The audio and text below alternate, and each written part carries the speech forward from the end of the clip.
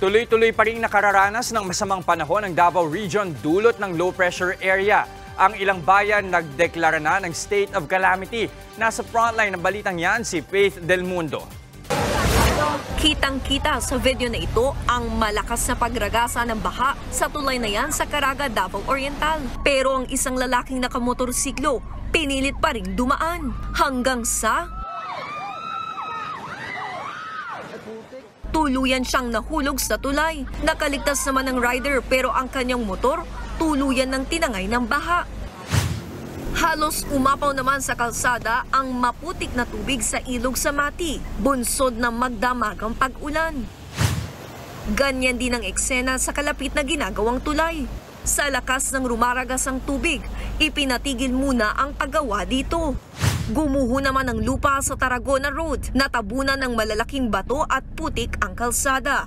Kita naman sa drone shot na ito ang mga bahay na nalubog sa bahang. Sa pilitan na ring inilikas ang mga residente sa bayan ng Banganga. Kinakailangan pa nilang gumamit ng rescue boat.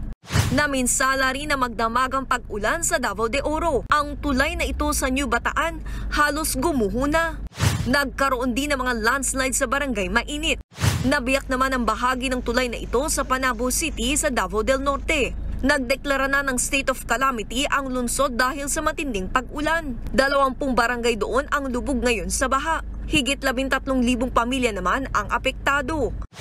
2 residente naman sa Davao Oriental ang nawawala ngayon ayon sa NDRRMC. Ayon sa Pag-asa, epekto ng trough o kadugtong ng low pressure area sa timog ng General Santos City ang mga nararanasang pag-ulan sa Mindanao. Posibleng pumasok ang LPA sa Philippine Area of Responsibility bukas o sa Biyernes. Magdudulot pa rin ito ng malakas sa pag-ulan sa Caraga, Davao Region, Sorsogon, Central Visayas, Southern Leyte at natitirang bahagi ng Mindanao. Pinag-iingat pa rin ang mga nakatira sa mga nasabing lugar sa mga pagbaha at pagguho ng lupa. Sa mga especially sa low-lying areas, sa mga bulubog ng lugar, doble ingat po kung meron na pong advice ang ating mga local governments for evacuation. Mas kasi nasundin po ito. Nagbabalita mula sa Frontline, Faith Del Mundo, News 5. Mga kapatid, Jess De Los Santos po, huwag magpahuli sa mga umaaksyong balita at napapanahong issue sa bansa.